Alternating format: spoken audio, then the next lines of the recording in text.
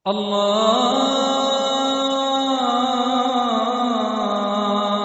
أكبر الله أكبر الله أكبر الله أكبر.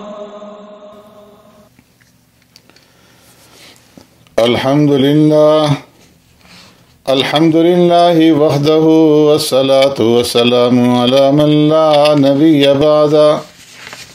أما بعد فأعوذ بالله من الشيطان الرجيم. بسم الله الرحمن الرحيم. عبس وتولى أن جاءه الأعمى وما يدريك لعله يزكى. صدق اللہ مولانا العظیم. معزز سامعین و ناظرین، سورہ عبسہ یہ مکی صورت ہے اور اس صورت کے اندر 46 آیات ہیں. یہاں سے آخر تک ہر صورت ایک ہی رکوع کے اوپر مشتمل ہے. سورہ عبسہ ترتیبی اعتبار سے 80 نمبر پر ہے اور نزولی اعتبار سے اس کا نمبر 24 ہے. عبسہ کا معنی ہے منہ بنانا، تیوری چڑھانا. اس سورت کی ابتدا عبسہ و تولی سے ہوئی ہے اور اسی عبسہ سے اس سورت کا نام عبسہ لیا گیا ہے. اس سورت کا نزول سورہ نجم کے بعد ہوا.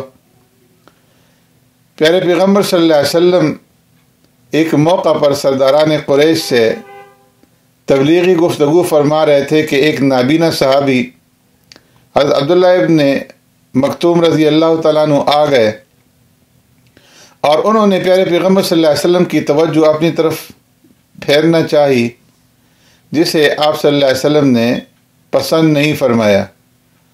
تو اس کے اوپر رب العالمین نے یہ صورت نازل فرمائی جس میں بتایا گیا ہے کہ بڑے آدمیوں کی اتنی پرواہ نہیں ہونی چاہیے کہ ان کی طرف توجہ کرنے سے اس شخص کی طرف بے توجہ ہو جائے جو خود دین سیکھنے کے لیے آیا ہے. یہ قرآن نصیحت کی کھلی کتاب ہے. جو انسان اپنا بھلا چاہتا ہے وہ اس سے فائدہ اٹھائے. فرمایا انسان نے دنیا کے ساز و سامان کے لحاظ سے جو فرق مراتب قائم رکھے ہیں اس کا کوئی وزن اللہ کی نظر کے اندر نہیں ہے. جن لوگوں نے دنیاوی ساز و سامان کے لحاظ سے مراتب کے حدود کھینچ رکھے ہیں انہوں نے عقل اور بصیرت سے کام نہیں لیا.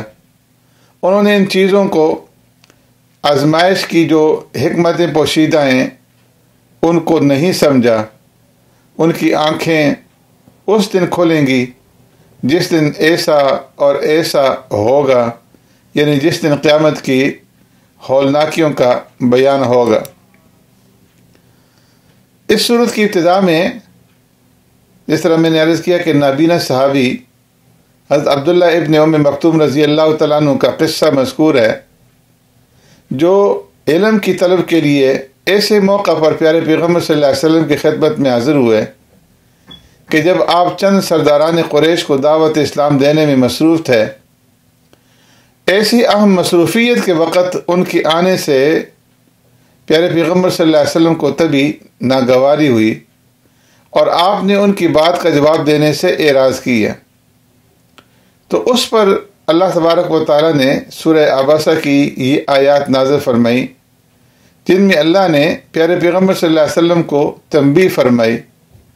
اس کے بعد جب بھی پیارے پیغمبر صلی اللہ علیہ وسلم حضرت عبداللہ ابن مکتوم رضی اللہ تعالیٰ عنہ کو دیکھتے تو ان کا استقبال کرتے اور فرمایا کرتے تھے کہ یہ وہ صحابی ہیں کہ جن کی وجہ سے اللہ نے مجھے تنبیہ فرمائی تھی، اور پھر ان سے دریافت فرماتے کہ کوئی کام ہے تو بتاؤ.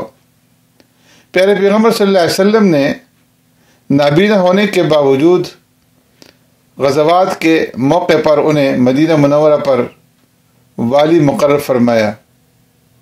یہ واقعہ اس جیسے دوسرے واقعات جن میں پیارے پیغمبر صلی اللہ علیہ وسلم کی تنبیہ فرمائی گئی ہے ان کا قرآن کے اندر مذکور ہونا قرآن کی صداقت اور حقانیت کی دلیل ہے۔ اگر معاذ اللہ قرآن پیارے پیغمبر صلی اللہ علیہ وسلم کا خود تراشیدہ کلام ہوتا تو آپ ایسی آیات اس میں ہرگز ذکر نہ فرماتے جن میں خود آپ سے باز پرس کی گئی ہے۔ حضرت عبداللہ ابن مکتوم رضی اللہ تعالیٰ عنہ کا یہ واقعہ ذکر کرنے کے بعد یہ صورت انسان کے ناشکرہ ہونے کو بتاتی ہے جو اپنی اصل کو بھول کر اللہ کے سامنے سرکشی اختیار کرتا ہے۔ انسان اگر پہلی مرتبہ فرمایا اگر اپنی تخلیق کے اوپر، اپنی پیدائش کے اوپر غور کرے تو دوبارہ پیدا ہونے پر اسے تعجب نہیں ہونا چاہیے۔ فرمایا ما خلقکم ولا بعثکم الا کنفس واحدہ، تمہارا پیدا ہونا اور مرنے کے بعد زندہ ہونا ایک ہی جیسا ہے۔ زمین، فضا اور پانی میں منتشر اجزاء کو پھلوں سبزیوں کی شکل دے کر تمہاری خوراک کے ذریعے تمہارا جسم کا حصہ رب العالمین نے بنایا۔ مرنے کے بعد تمہارے منتشر اجزاء کو دوبارہ جمع کر کے انسان بنا کر پھر قبروں سے باہر نکال لیا جائے گا، اور یہ رب العالمین کے لیے کوئی مشکل نہیں ہے۔ اور اس صورت کے اختتام پر قیامت کا وہ ہولناک منظر بیان کیا گیا ہے جب انسان خوفزدہ ہو کر قریب ترین رشتہ داروں کو بھی بھول جائے گا اور نفسا نفسی کا عالم ہوگا، کسی کو کسی کی فکر نہیں ہوگی، ہر کسی کو اپنی ذات کا غم کھائے جا رہا ہوگا، بہت سارے چہروں پر کامیابی کی چمک ہوگی اور بے شمار پر ناکامی کی ذلت اور تاریکی جو ہے وہ چھائی ہوئی ہوگی۔